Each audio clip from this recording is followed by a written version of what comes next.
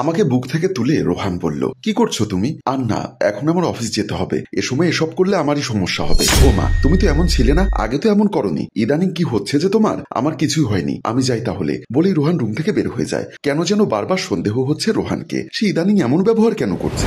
সন্ধ্যায় ছোট বোন সাদিয়া কল দিয়ে বলল, অনামিকা আপু, তুই অনেক লাকি রে, দুলাভাই তো জানে না ফেসবুকে আমার পেজ আছে, না জেনেই আমার পেজে তোর জন্য দুটো শাড়ি অর্ডার করেছে, খুবই সুন্দর, তোকে ছবি পাঠাবো। কি বলিস? আমার জন্মদিন তো দেরি আছে, আর অ্যানিভার্সারিও গেল কিছুদিন আগে, হঠাৎ আবার শাড়ি কেন? আরে কপাল করে এসেছিস আর কি। আচ্ছা, তোকে ছবিগুলো দিচ্ছি বলে কল কেটে দিয়ে সে ছবিগুলো পাঠায়। দেখলাম দুটো নেটের পার্টি শাড়ি, যেগুলো আমি পরি না, তারপরও কিছু আর ভাবলাম না, অপেক্ষা করে দেখি কবে সেই সারপ্রাইজ দিবে। মাসখানেক হয়ে গেল, আমি শাড়ির কথা ভুলেই গেছিলাম। হঠাৎ সাদিয়া আবার ফোন করে, আমি কলটি রিসিভ করতেই বলল, আপা, দুলাভাই আজকে খুব সুন্দর দামি একটা নেক পিস অর্ডার করেছে, আর আমার পেজের শাড়ি দুটো কেমন লাগলো বললি না তো। তখন মনে পড়লো রোহান তো আমাকে কোনো শাড়িই দেয়নি। কি হলো, কথা বলছিস না যে? ভালো, হ্যাঁ বলে ফোন রেখে দিলাম। ভাবতে লাগলাম রোহান শাড়ি, নেক পিস এসব কাকে দিচ্ছে, আমায় তো দেয়নি, কিছু বলেওনি, তাহলে কি?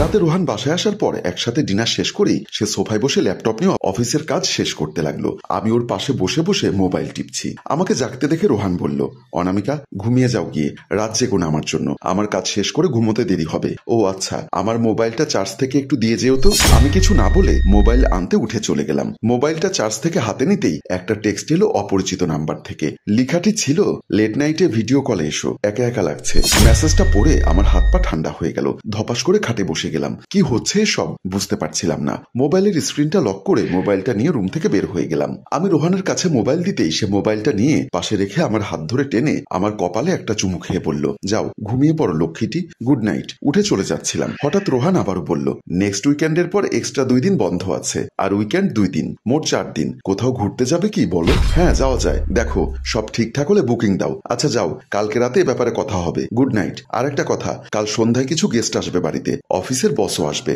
ভালো কিছু রান্না বান্না করে রেখো রাতের জন্য, আর তুমি সুন্দর কোনো শাড়ি পরে রেডি হয়ে থেকো। এখন যাও। আমি চলে আসি রুমের দিকে, বিছানায় শুয়ে আছি, সারা রাত ঘুমোতে পারিনি, কান্না করে করে বালিশ ভিজিয়েছি। হঠাৎই বুঝলাম রোহান রুমে আসছে, তখনই ওর মোবাইলের রিংটোনটা বেজে উঠল, সাথে সাথেই থেমে গেল আওয়াজ। তারপর রোহান চুপি চুপি খাটে এসে পাশে শুয়ে ঘুমিয়ে গেল, কিন্তু আমার চোখে ঘুম নেই। কত ভালোবাসি এই রোহানকে আমি, আর রোহান যে আমায় কত ভালোবাসে এতদিন বড়াই করে বলেছি সবাইকে, সবাই আমাদের ভালোবাসা দেখে হিংসা করত।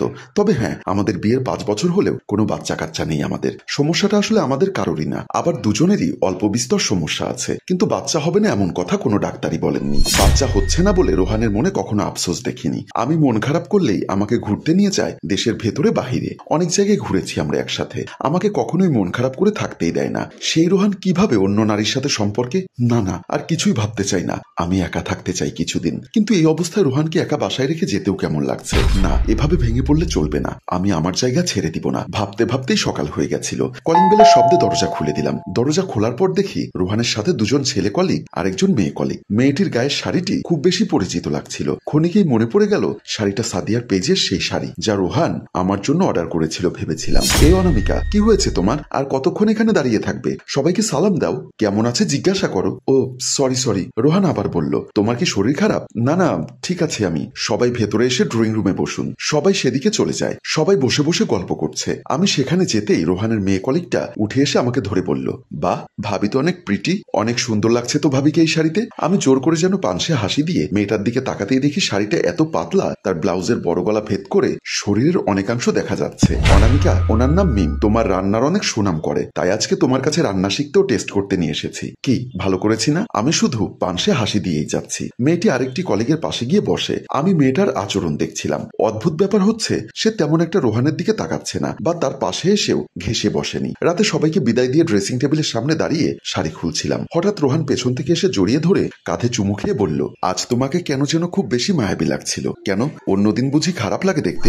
আহ, কি যে বলো না, আমার বউকে কখনোই খারাপ লাগে না, তবে আজ একটু বেশি সুন্দর লাগছিল। আচ্ছা, কাল তো শুক্রবার, চলো আজ হরর মুভি দেখি কোনো। আমার খুব ক্লান্ত লাগা শর্তেও রাজি হয়ে গেলাম। আমি চাইছিলাম রোহানের সাথে বেশি বেশি সময় কাটাতে, ব্যাপারটা বুঝতে, কিন্তু আজকে অফিসের কলিগই যে সেই মেয়েটা তাতে কোনো সন্দেহ নেই। কিন্তু মেয়েটার আচার ব্যবহারে খুব বেশি কিছু বোঝা গেল না। তুমি থাকো, আমি একটু ওয়াশরুম থেকে আসি বলেই সে চলে গেল। রোহান যেতেই আমি ওর মোবাইলটি হাতে নিয়ে চেক করা শুরু করি, কোনো মেসেজ নেই, এমনকি সেদিনের আনসেভড নাম্বারের মেসেজটাও নেই। সন্দেহটা আরো যেন বেড়ে গেল। তবে কি রোহান আন্দাজ করতে পারছে যে আমি জেনে গেছি ব্যাপারটা? মাঝরাতে আমি ঘুমের ভান ধরে শুয়ে আছি, এমন সময় রোহানের মোবাইল মোবাইলে কল আসে। সে আমার দিকে তাকিয়ে মোবাইলটা নিয়ে একটু সরে গিয়ে রিসিভ করে। আমি আড়ি পেতে শুনতে লাগলাম তাদের কথোপকথন। হ্যালো, পৌঁছেছো? হ্যাঁ, ও তো ঘুমোচ্ছে। আচ্ছা তাই নাকি? ওকে, অনামিকা জেগে যাবে, পরে কথা হবে, বাই। আমি শপিং করে এসে রেস্টুরেন্টের দিকে যেতেই দেখি রোহান আর কলিগ মিম বসে বসে গল্প করছে। আমি তাড়াতাড়ি ফোন বের করে কল দিলাম। বললাম, রোহান কোথায় তুমি? আমি তো একটা মিটিং এর জন্য প্রিপেয়ার হচ্ছি, ক্লায়েন্টের সাথে মিটিং আছে। ও আচ্ছা, কখন আসবে বাসায়? এই তো অফিস শেষেই চলে আসবো। আচ্ছা রাখি তাহলে, বাই বলে কল রেখে দিলাম। রোহান আমাকে এভাবে মিথ্যা বলতে পারে তা আমি কল্পনাও করতে পারিনি। আমার মাঝে কিসের কমতি যে রোহান আমাকে এভাবে চিট করছে? ছি, নিজেকে যে কেমন ছোট মনে হচ্ছে তাই এই দুনিয়ার কাউকে বোঝাতে পারবো না। সম্মানিত ভিউয়ার্স, আসলে গল্পে কে কাকে ঠকাচ্ছে? মেয়েটি কি তার স্বামীর সাথে প্রতিবাদ করবে? মেয়েটির এখন কি করা উচিত? সবটা জানতে কমেন্ট করুন দ্বিতীয় পর্বের জন্য। গল্পটির ভাবনায় ও পরিচালনায় হাসিম রাজু, চিত্রগ্রহণ শিহাব ও প্রযোজনায় মঞ্জুর মোর্শেদ মিউজিক প্লাস। গল্পটি ভালো লাগলে লাইক, কমেন্ট এবং শেয়ার করে দিন। ধন্যবাদ।